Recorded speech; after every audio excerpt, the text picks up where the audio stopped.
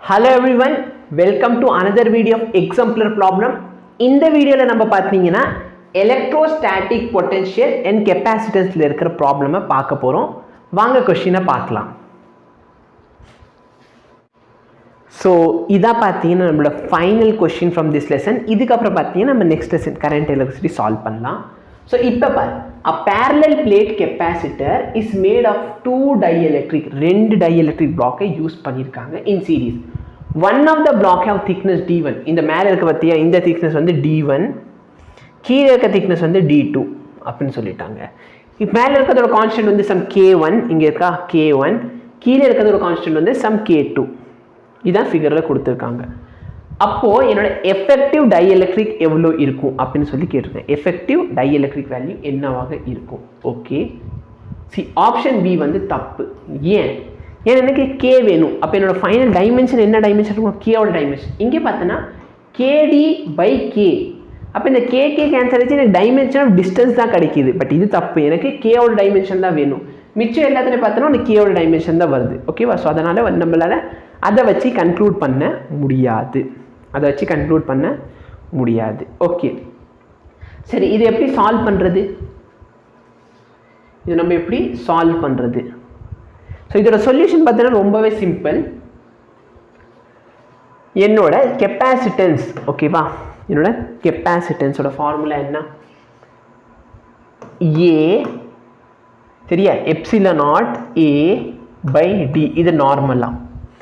Suppose என்கிட்ட ஒரு dielectric medium இருக்கு, நான் கேன்னு போட்டுக்கலாம். நான் கேவை மேலே போட்டாலும் சரி, இல்லைன்னா நான் கேவை என்கிட்ட டியில் கீழே போட்டாலும் சரி, ரெண்டும் ஒரே மீனிங் தான். ஆமாவா இல்லையா? கரெக்டா? எஸ். சரி, இப்போ என்கிட்ட ரெண்டு கொடுத்துருந்தாங்க, கரெக்டாக இல்லையா? ரெண்டு கெப்பாசிட்டர் இருந்துச்சு. என்கிட்ட ரெண்டு கெப்பாசிட்டர் இருக்குது. ஒன்று பார்த்தனா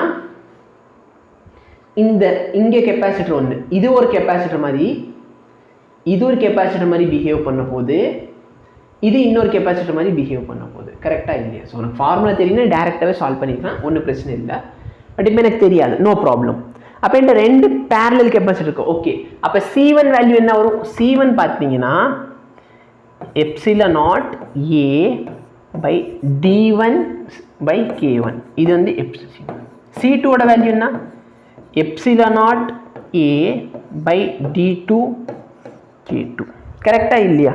இப்போ இந்த ரெண்டு கெப்பாசிட்டர் நான் என்ன பண்ணியிருக்கேன்? பேரலாக கனெக்ட் பண்ணியிருக்கேன். கரெக்டாக இல்லையா? இது பேர் தான் பேரலல் கனெக்ஷன். இல்லை பாரு, பேரலல்னா என்னன்னா சீரிஸ் கனெக்ஷன். ஃபர்ஸ்ட் ஒரு வழியாக போயிட்டு அப்புறம் இன்னொரு வழியாக போகுது. அப்போ இது சீரிஸ் கனெக்ஷன். பேரலல் கனெக்ஷன் சொன்னால் இப்படி இருந்ததா பேரலல் கனெக்ஷன், மேலே ஒன்று கீழே ஒன்று. அப்போ எனக்கு வேணா கரண்ட் மேல் வழியாக போகலாம், கீழ் வழியாக போகலாம். அப்படி தான் நம்ம பேரலையும் சீரிஸை பார்ப்போம். சரியா? சரி, இப்போ நல்லா பாரு, என்னோட எஃபெக்டிவ் கெப்பாசிட்டன்ஸோட ஃபார்முலா என்ன? effective capacitance ஓட ஃபார்முலா என்ன? C is equal to C1 C2 by C1 plus C2. ஆமாவா இல்லையா? கரெக்டா? எஸ். இப்போ effective capacitance C நான் எப்படி போட்டுக்குவேன்? Epsilon naught A by total distance D. total distance ஏன்னா effective ரெண்டுத்துக்கு சேர்த்து capacitance சம் Kன்னு வச்சுக்கலாம். is equal to C1 value என்ன? Epsilon naught A by D1 by K1 into epsilon naught A by D2 by K2 whole divided by, சரியா? கொஞ்சம் லென்த்தியராக போகிற மாதிரி இருக்கும் கால்குலேஷன், ஒன்றும் ப்ராப்ளம் இல்லை. Epsilon not A by D1 by K1 plus epsilon naught A by D2 by K2. ஓகேவா? இப்போ இந்த எல்லா இடத்துலையும், இங்கே இருக்கிற எல்லா இடத்துலையுமே இந்த எப்சிலன் நாட் ஏவை நீ காமன் எடுத்து கேன்சல் பண்ணிக்கலாமா? கண்டிப்பாக பண்ணலாம். அப்போ இங்கே என்ன கிடைக்குதுன்னா K by D is equal to, இங்கே என்ன கிடைக்கும்? K1 by D1 into K2 by D2 whole divided by K1 by D1 plus K2 by D2. Right? கரெக்டா? சரி, ஒன்றும் இல்லை, நான் இந்த எப்சிலன் நாட் எல்லாம் கேன்சல் பண்ணிட்டேன்னு சொன்னால் இந்த K1 மேலே போயிடும். அப்போ K1 by D1 K2 by D2 K1 by D1 plus K2 by D2. கரெக்டா? சரி, இப்போ மல்டிப்ளை பண்ணால் என்ன கிடைக்குது உனக்கு? K1 K2 by D1 D2 whole divided by, இங்கே டினாமினேட்டரில் என்ன இருக்கும்? k1 d2 plus k2 d1 whole divided by d1 d2 whole divided by d1 d2.